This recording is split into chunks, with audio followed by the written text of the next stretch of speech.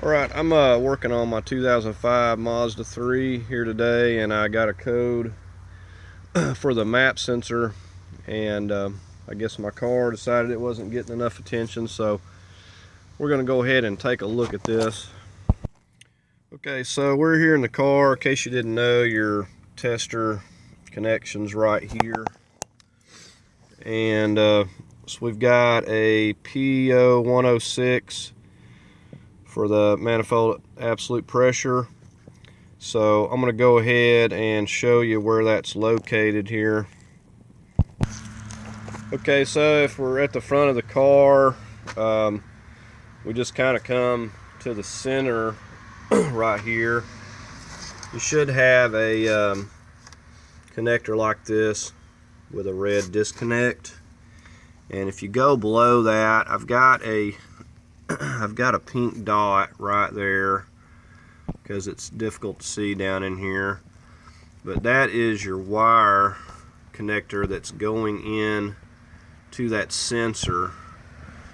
And let me see if I can get where I can show you. Come right down here.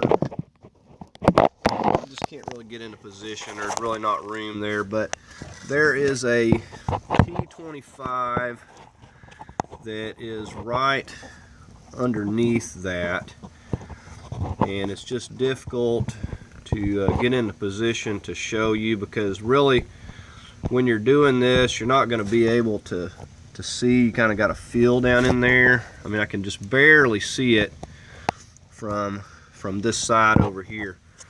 But anyways, if you get you a little mirror and come down in here, then you can kind of see that red paint. That is that T25 that's right below that. It's kind of like the screw is in between the starter and this sensor here. So that's the T25 right there, and I got it painted pink so you can kind of see it. And so this is your connector right here. So like I said, if you come, below this, you're in the center, and you'll see this wire connector right here. You got this little wire branching off of this. That is going into that map sensor, and you're going to have to get down there with a little T25. I'm using this right here, and just using this ratchet, and I've already got it loose, so I'm just going to take the screw out there that I can't really show you, and we'll show you what this sensor looks like here.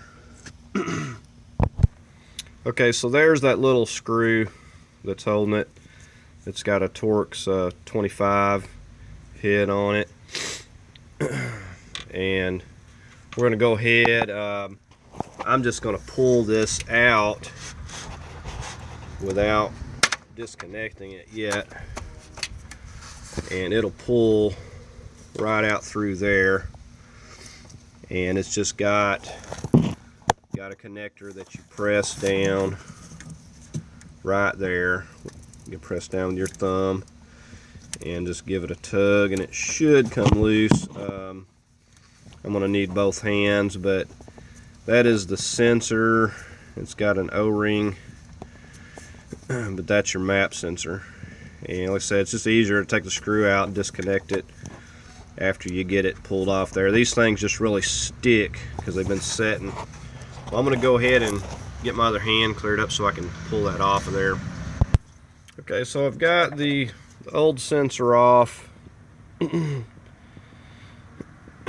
and I said my car was running fine. Other than the check engine light, the car was running just perfectly fine, idling fine. So I'm going to save my old one just in case I have trouble with this aftermarket. And this is the replacement. They look identical. Even the little numbers besides it doesn't have this sticker, but other than that they look identical. And even the little numbers here are like identical, I guess, for the case. But other than that O-ring being flattened out, there's, you know, not a whole lot of difference I see. I'm going to put just a little bit of oil or grease or something on here just to make it pop in a little easier. So, said not much to it, other than just getting it reconnected, and so you can connect it with it off, so you're not having to fight with it under there, and then we'll just push it back into place.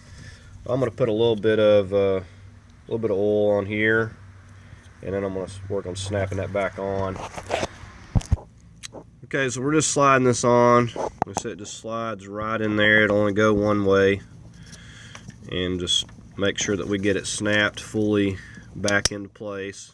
We hear it lock, and we're just going to take it from here, and we can just push it right back into position. There's you just come under here with your hand and your fingers. You can feel where the hole was for this thing, and once you do that, just go ahead and just slide that end right back into there.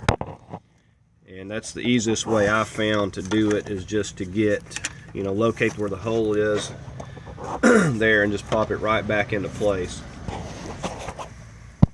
Okay, and with it pushed fully back into that hole there and the O-ring locked into place, we're going to go ahead and take our T25, and just like I said, like we did that, we're just going to feel and locate where it goes there, and then we'll take our Torx bit and go ahead and fasten it back down. I said, you know, if going from the bottom, I don't even think that would help you out, because you still can't really see. So it's just kind of going by feel for this. But once you kind of know where it's at, it's really not that difficult. Okay, now once you get that started with your fingers, you just get down in there and finish snugging it up the rest of the way with your wrench. So, you know, you're just going to have to be going by feel. Like I said, it's there's really no easy way of getting to it there. Okay, I'm going to see if I can't give you a better view of this here on the car.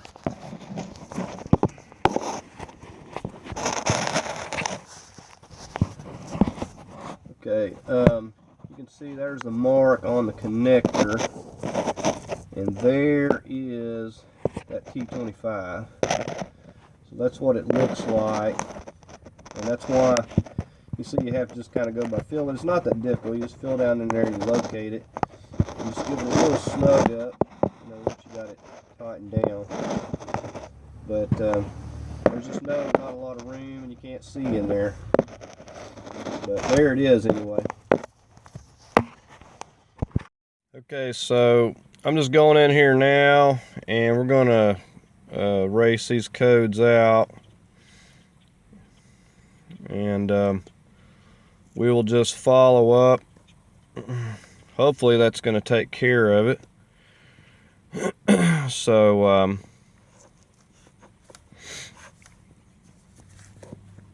we'll go ahead and see if we can't get those deleted out and see if it pops back up. Said I haven't been having any issues with it, and it's been idling perfect. So we'll just I'm hoping that's going to get everything out of there, so now I don't have any codes. So it usually, you know, I wanted to confirm the first time, so I took it out, and it popped right back up pretty quick, so I shouldn't have to drive it long to see if this is going to come back. Okay, so I've been driving my car around town and went through several key cycles, and the code hasn't come back as of yet, so hopefully all is going to be good on that. Like I said, I deleted it out the other day just to make sure, and it came back immediately after just one key cycle. So I think that that's got that check engine light taken care of. Now, I said it was really weird because it wasn't giving me any symptoms of anything. Now maybe it just hadn't went bad enough, but it was idling perfect and everything just like it had been. But anyways, that light come up there, so hopefully that's going to take care of that and I don't have any trouble with that aftermarket. I know it's kind of iffy on some of these aftermarket parts, so I'm going to hang on to my old one just in case I have some issues. So anyways, hopefully I can help somebody out, and thank y'all for watching.